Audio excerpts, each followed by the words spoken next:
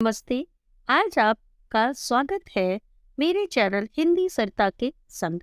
कक्षा 10 के क्षितिज काव्य खंड का पहला पाठ सूर के पद आज हम पढ़ेंगे।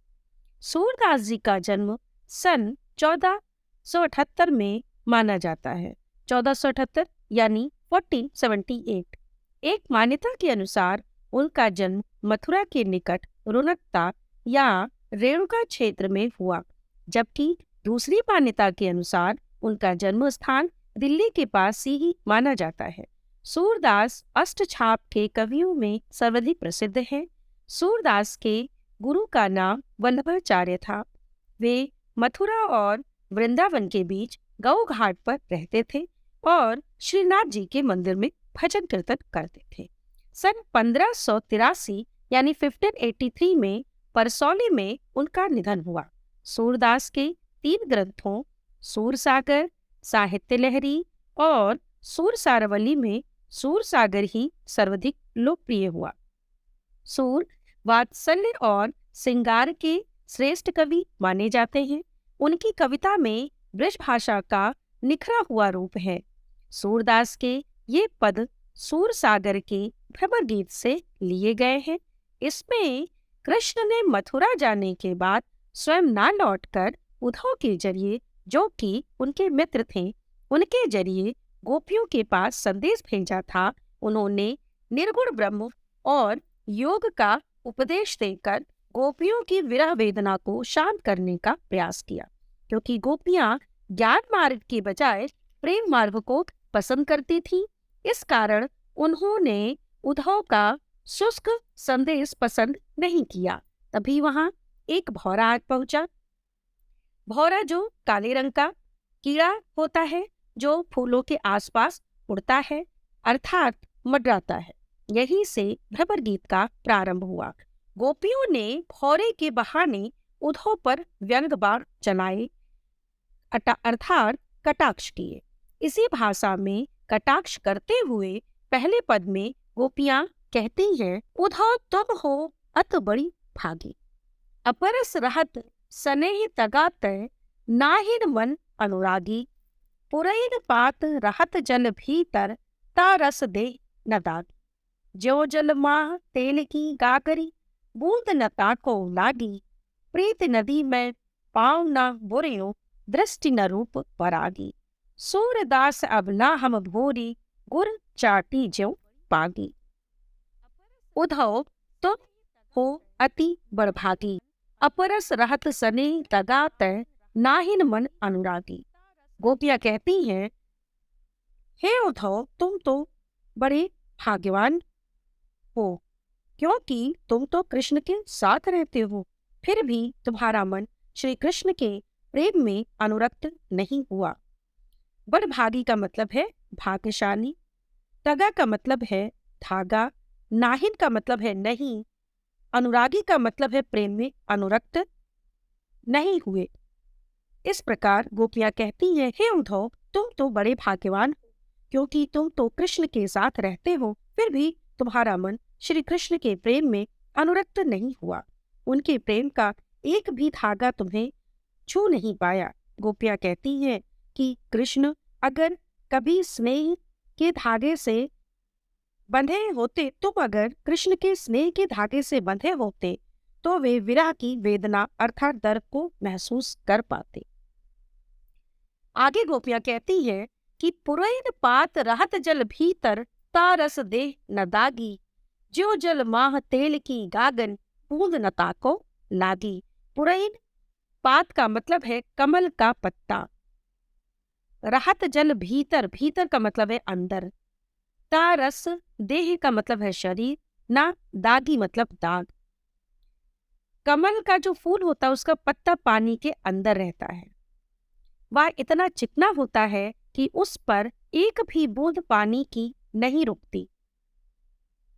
जिस प्रकार तेल से लगे घड़े को जल के अंदर डुबाने पर भी उसमें जल का एक भी बूंद नहीं छू पाता, गोपियां कहती हैं तुम भी उसी प्रकार हो, जो कृष्ण के साथ रहकर भी उनके प्रेम का अनुभव कभी अभी तक नहीं कर पाए। उद्धव की समानता कमल के पत्ते और तेल की गगरी से की है।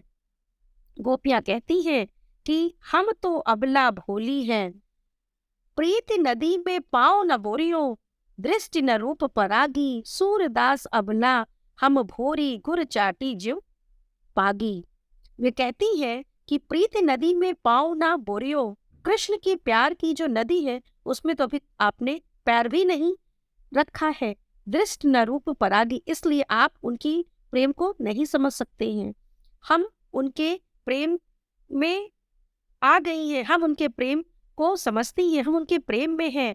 तो गोपियां कहती हैं कि आपने अभी तक उनके प्रेम का अनुभव नहीं कर पाए हैं। उद्धव की समानता वे कमल के पत्ते और तेल की गगरी से करती हैं। गोपियां कहती हैं कि हम तो अबला और भोली हैं, जो श्री कृष्ण के प्रेम में इस प्रकार डूबी हैं जिस प्रकार गुड़ से चींटियां लिपट जाती हैं और अंतिम सांस तक वहीं चिपकी रहती हैं। हम भी अपने आप को चाह कर भी श्री कृष्ण से अलग नहीं कर सकते हैं। आशा है आपको समझ में आ गया होगा। अब दूसरे पद को समझते हैं। दूसरा पद क्या कह रहा है? मन ही मांझ रही, कहिए जाई कौन पे, उधो नाही फरक कही, अवधि आधार आस आवन की, तन मन बिफा सही। अब इन जोग संदेशनी सुनि सुनि, बिरहनी बिरा तही, चाहती हुती गुहार जितही तय, उत तय खान बही, सूरदास अब धीर धरई क्यों, मर जादा न नहीं। कृष्ण नहीं आ सकी, इससे अधीर होकर गोपियां उद्धव से कहती है, हमारे प्रेम की भावना हमारे मन के अंदर ही रह गई, जो कि हम कृष्ण से कहना चाहते थे। अब वो भावना कौन कहेगा? कृष्ण से कहेंगे वो बातें कहीं नहीं जा रही, जिससे कहे वो कि प्रेम में जो बातें होती है वो प्रेमिका केवल अपने प्रेमी से कह सकती है, प्रेमी से के सिवाय किसी और से नहीं कहा जा सकता है। गोपियां उद्धव से कहती हैं, अवधि आधार आस आवन की, तन मन बिथा सत। अवधि मतलब समय, आधार मतलब आधार, बिथा मतलब जथा। फिर गोपियां कहती है कि हम इतने ज्यादा समय से इसी आशा में जी रहे हैं कि जल्दी ही श्री कृष्ण आएंगे। एकमात्र हमारे जीवन का यही आशा था जी, जो कि हम आधार मान के बैठे थे। आपके संदेश को हम तन और मन से सह रही हैं कि कृष्ण अब नहीं आएंगे। अब इन जोग संदेशनि सुन सुन, बिरहनी बिरा दही, चाहती हुती हार जितनी तय उत तय धार ऐसी। अब तुम्हारे योग का संदेश सुन सुनकर हमारी विरह की आग और तेज हो रही। जो योग का संदेश है ये विरह की आग में किसी का काम कर रहा है। उसे और बढ़ाकर गोपियां कहती हैं कि वे चाहते थी गुहार लगाना, पुकारना कि कृष्ण उनकी पुकार सुनकर आ जाएंगे, लेकिन वहीं से अर्थात कृष्ण ही योग का संदेश भिजवा रहा है, तो वह हमारी क्यों सुनेंगे।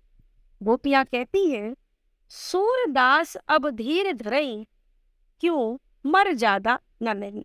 गोपियां सूरदास के माध्यम से कहती हैं, अब वो धैर्य क्यों रखे जब श्री कृष्ण ने ही मर्यादा का पालन नहीं किया। वो किस मर्यादा की बात कर रही है? मर्यादा का पालन, प्रेम की मर्यादा जो होती है वो प्रेम के बदले प्रेम चाहती है, और कृष्ण ने प्रेम के बदले प्रेम तो दिया ही नहीं। आशा है आपको समझ में आ गया होगा। अब हम तीसरे पद को समझते हैं। हमारे हरि हार की लकड़ी, मन क्रम वचन नंद नंदन उर, या दृढ़ करी पकड़ी। गोपियां कहती है कि जिस समय गोपियों को उद्धव योग संदेश देते हैं तो गोपियों ने उद्धव की योग संदेश के प्रति अपनी आरुचि दिखाई है और कृष्ण के प्रति अपनी अनन्य भक्ति को दिखाया है। वे कहती हैं कि कृष्ण उनके लिए हारिल की लकड़ी है। जिस प्रकार हारिल पक्षी लकड़ी के टुकड़े को अपने जीने का सहारा मानता है, उसी प्रकार हमने अर्थात गोपियों ने भी श्री कृष्ण को जीने का सहारा मान लिया है। उन्होंने मन क्रम वचन से नंद बाबा के पुत्र अर्थात कृष्ण को सब कुछ मान लिया है। हमने इस प्रेम को दृढ़ता के साथ पकड़ रखा है। जागत सोवत स्वप्न दिवस निसी, कान्हा कान्हा चकरी। दिवस का मतलब है दिन, निशी का मतलब है रात।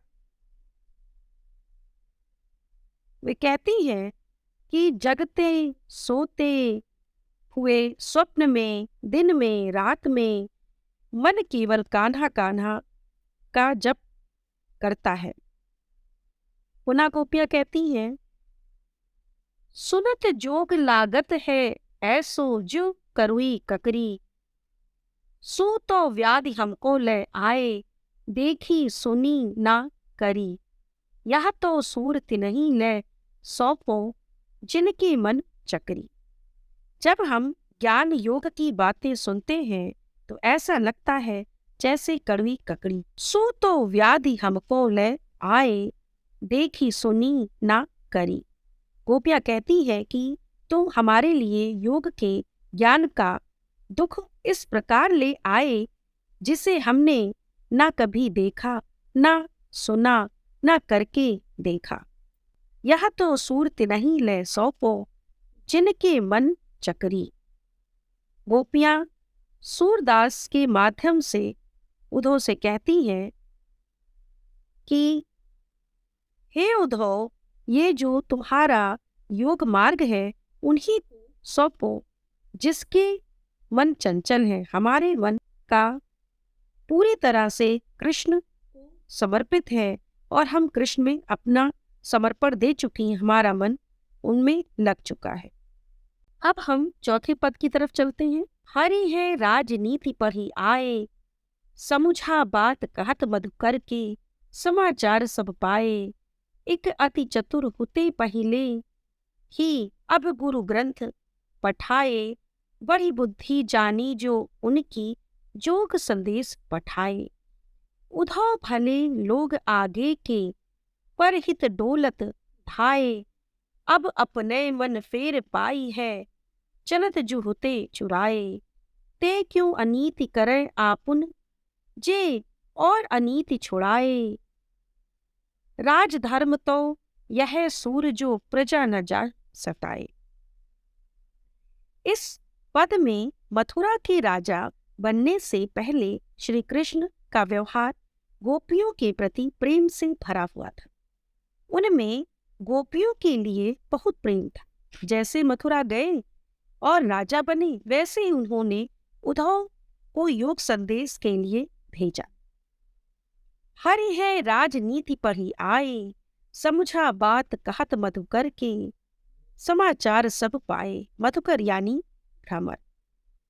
गोपियां कहती है कि हमारे भगवान यानी कृष्ण ने बहुत राजनीति पढ़ ली है।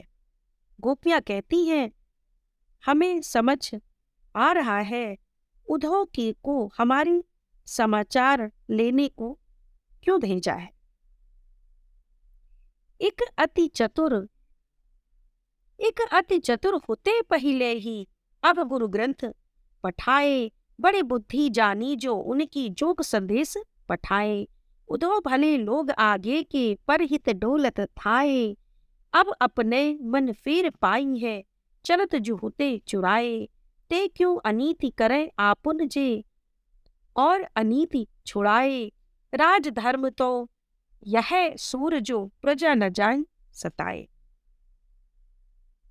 पहले तो चालाक थे, लेकिन अब तो लगता है कि राजनीति के बड़े बड़े ग्रंथ भी उन्होंने पढ़ लिए हैं। उनकी बुद्धि शायद अब बहुत बढ़ गई है। तभी तो उद्धव के हाथ योग संदेश भिजवा रहे हैं। वे व्यंग कर रही हैं। क्या वह जानते नहीं है कि हमारी विरह की पीड़ा इस योग संदेश से और बढ़ जाएगी? उद्धव तो भले इंसान लगते हैं जो दूसरों के हित में ही लगे रहते हैं। उन्होंने आपकी बात मानी और हमें योग का संदेश देने चले आए। हम उन्हें दोषी नहीं मानते हैं। लगता है कृष्ण का मन बदल गया है। वो खुद दूर रहना चाहते हैं, इसलिए मिलने नहीं आए। और कृष्ण ने जाते समय ये गोपियों से कहा था कि कंस की अनीति छुड़ाने जा रहे हैं, वापस आ जाएंगे। गोपियां कह रही हैं कि जाते समय वो हमारा हृदय भी तो अपने साथ ले गए थे, वो हमारा हृदय वापस लौटा दें। बात कृष्ण की, जो खुद अनीति छुड़ाने गए हैं। उन्होंने हमारे साथ अनीति की। हमारे प्रेम को ठुकरा कर गोपियां सूरदास के माध्यम से कहती हैं कि हे उद्धव, राजधर्म तो यह सूर जो प्रजा न जान सताए, यही राजधर्म है जो प्रजा को उन्हें नहीं सताना चाहिए। राजधर्म से उनका आशय क्या है कि प्रेम के बदले प्रेम होता है, अर्थात प्रेम करने वाला उसके बदले प्रेम की ही आशा करता है और उसे प्रेम मिलता है। और हमें कृष्ण ने प्रेम नहीं दिया, उसके बदले योग का संदेश दिया। धन्यवाद। आशा करते हैं आपको सभी अर्थ समझ में आ गया होगा। अगर आपको कोई प्रश्न पूछना हो या इससे संबंधित और जानकारी चाहिए तो कृपया मेरे बॉक्स में लिखें, जिससे आपको और अच्छी तरीके से समझाने की कोशिश करें। धन्यवाद।